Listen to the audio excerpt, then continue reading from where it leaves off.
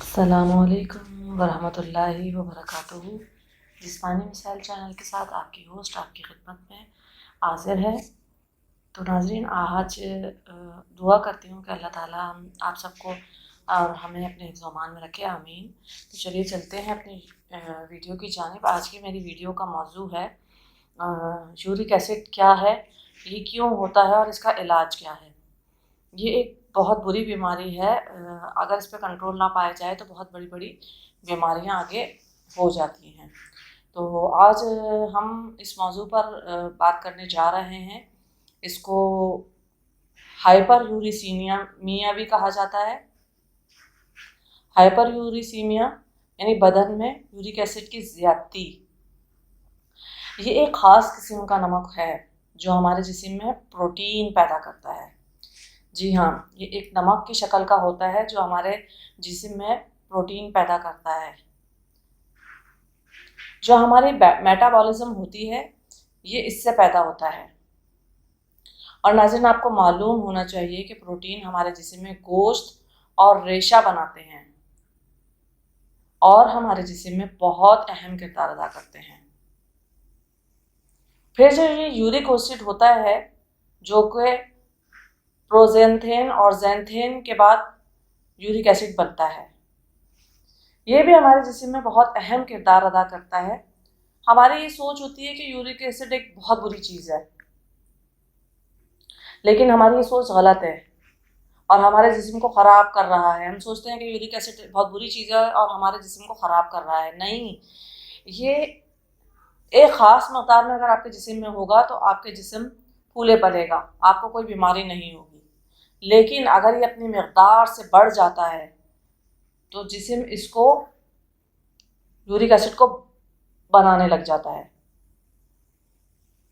تو پھر اگر آپ کو چھوٹی موٹی بیماری ہے، یعنی آپ کو شوگر ہے، بلڈ پریشر ہے یا کچھ ہے، تو یہ ان چھوٹی بیماریوں کو بڑی بیماری میں تبدیل کر دیتا ہے، یعنی یورک ایسڈ کا بڑھنا۔ ہائپر یوریسیمیا عموماً جانوروں کی پروٹین سے حاصل کیا جاتا ہے۔ ہائپر یوریسیمیا جو ہوتا ہے وہ عام طور پر جانوروں کی غذا سے حاصل کیا جاتا ہے، اور جانور کی بھی وہ غذا خاص طور پر جو ان کے آرگنز ہوتے ہیں۔ یعنی اگر میں آپ کو کہوں کہ بکرا اور جو گائے اور چکن ہوتا ہے اس کی کلیجی، مغز، اور جو گائے کی کلیجی، مغز، گردے ہوتے ہیں، پائے ہوتے ہیں، اس میں یورک ایسڈ کافی مقدار میں بڑھ جاتا ہے انسان کا۔ اگر انسان ہمیشہ اسے کھاتا رہے ان آرگنز کو تو پھر آپ دیکھیں گے کہ آپ کے اندر یورک ایسڈ بڑھ جاتا ہے۔ اور آپ اپنے کھانے پینے پہ توجہ دیں اور دیکھیں کہ آپ گوشت والی غذائیں، گوشت کھا رہے ہیں، چکن کھا رہے ہیں، کلیجی کھا رہے ہیں یا مغز، گردے کھا رہے ہیں، تو آپ کا یورک ایسڈ ڈیفینیٹلی بڑھ جائے گا۔ تو اس کا یا پھر یورک ایسڈ کہہ لینا بات آتی پروٹین سے بھی حاصل ہوتا ہے، جو ہم بہت زیادہ کھا رہے ہوں تو اس سے بھی بڑھ جاتا ہے۔ اس کے علاوہ یورک ایسڈ پانی کی کمی کی وجہ سے بھی بڑھتا ہے۔ جی ہاں، اگر آپ پانی کم پی رہے ہیں تو یورک ایسڈ بڑھ جاتا ہے، کیونکہ جو فضلات ہمارے پیشاب کے ذریعے خارج ہوتے ہیں، اور اگر آپ پانی پینا چھوڑ دیں وہ فضلات ہمارے جسم میں یورک ایسڈ بنانے لگتے ہیں۔ اس کے علاوہ تیزابیت والی چیزیں کھانے سے بھی یورک ایسڈ بڑھتا ہے۔ تیزابیت والی چیزیں کون سی ہو گئیں؟ عموماً اس بیماری کو، یورک ایسڈ کی بیماری کو، مردوں کی بیماری کہا جاتا ہے۔ ایک تحقیق کے مطابق ایک جگہ 10 عورتیں رکھی گئیں اور ایک جگہ 20 آدمی رکھے گئے، تو معلوم ہوا کہ ان 10 عورتوں میں سے 2 یا 3 عورتوں کو یورک ایسڈ نکلا، جبکہ ان 20 آدمیوں میں سے 18 یا 19 کو یورک ایسڈ پایا گیا۔ کیونکہ اس کی خاص اور اہم وجہ یہ تھی کہ وہ لوگ شراب نوشی کرتے تھے اور اس کے علاوہ سگریٹ نوشی بھی کرتے تھے، جس کی وجہ سے ان کا یورک ایسڈ بڑھ گیا تھا۔ اس کے علاوہ جو لوگ ہائی پروٹین کھاتے ہیں اور اس غذا کو ہضم نہیں کرتے، یعنی فضلہ کے ذریعے باہر ان کی وہ غذا خارج نہیں ہوتی، ان کا بھی یورک ایسڈ بڑھ جاتا ہے۔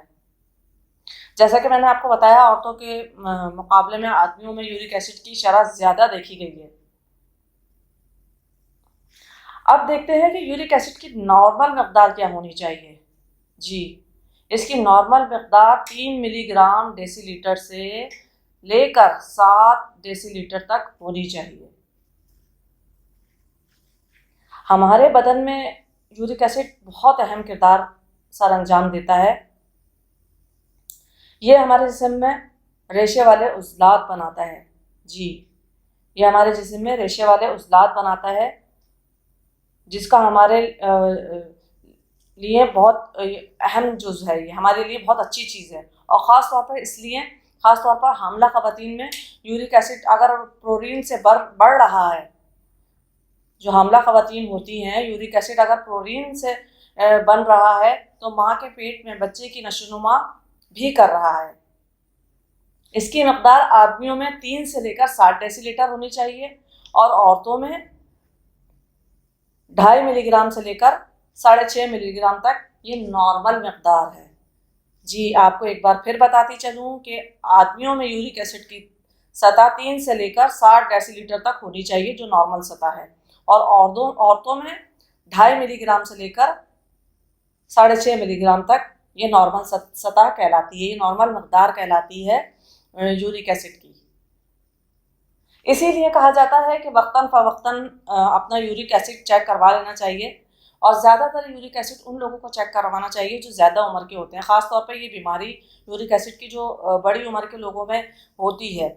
لیکن آج کل یہ دیکھا گیا ہے کہ جو ہمارے نوجوان ہیں وہ فاسٹ فوڈ والی غذائیں کھاتے ہیں، فاسٹ فوڈ کھاتے ہیں، KFC کھاتے ہیں اور برگر کھاتے ہیں، اس کی وجہ سے بھی یہ نوجوانوں میں بھی بہت زیادہ پائی جاتی ہے، خاص طور پر ان عورتوں میں جن کی ماہواری بند ہو جاتی ہے اور بچے کے تولیدی نظام میں کمی آ جاتی ہے، ان میں یورک ایسڈ بڑھنا شروع ہو جاتا ہے۔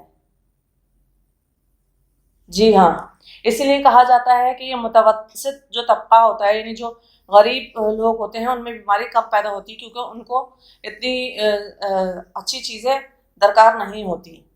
جو لوگ سافٹ ڈرنک پیتے ہیں اور مشروبات پیتے ہیں، کولا ڈرنک پیتے ہیں، ان میں یہ زیادہ بیماری پائی جاتی ہے۔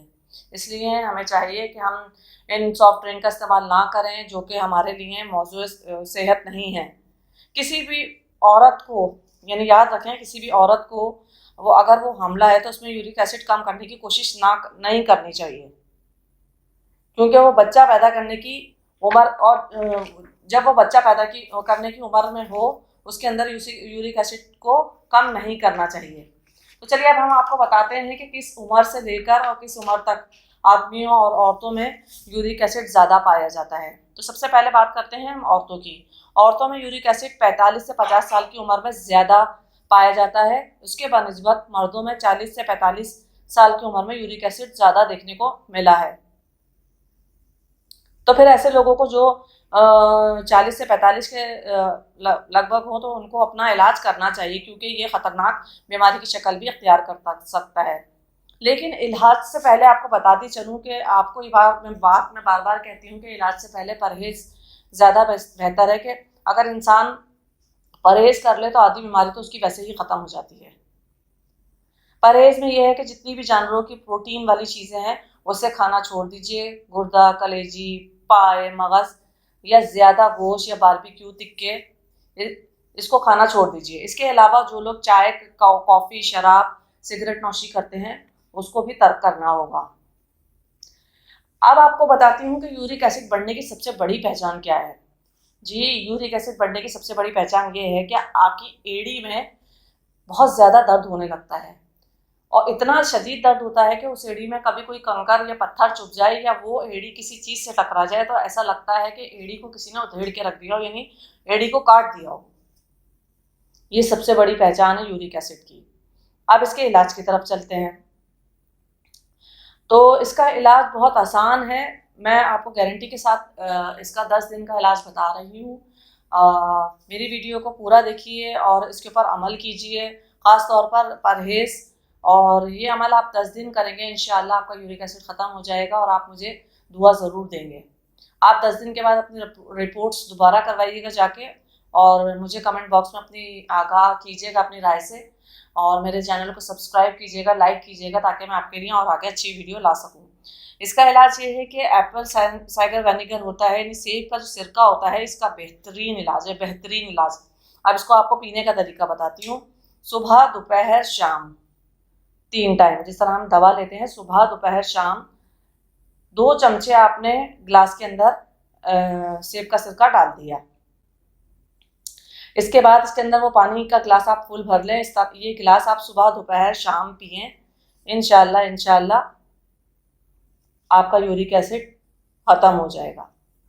10 دن کے بعد آپ اپنی رپورٹ کرائیں, یورک ایسڈ ختم ہو جائے گا. وہ لوگ جو کہتے ہیں کہ سرکے سے گلا خراب ہو جاتا ہے, نہیں, سرکے سے گلا خراب نہیں ہوتا, کیونکہ یہ صحیح حدیث ہے. ہمارے پیارے نبی صلی اللہ علیہ وآلہ وسلم نے فرمایا سرکہ پہلے انبیاء کا سالن تھا.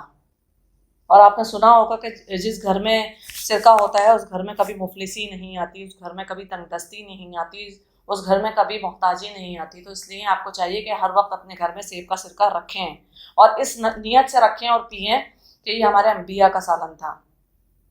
آپ یہ عمل 10 دن تک کریں, انشاءاللہ آپ مجھے دعا دیے بغیر نہیں رہ پائیں گے. اپنا خیال رکھیں, کیونکہ صحت ایک بہت بڑی نعمت ہے, زندگی ایک ہی بار ملتی ہے, اور جو لوگ آپ سے پیار کرتے ہیں ان کا بھی خیال رکھیں. آپ کی ہوسٹ آپ سے اجازت چاہتی ہے. السلام علیکم ورحمۃ اللہ وبرکاتہ.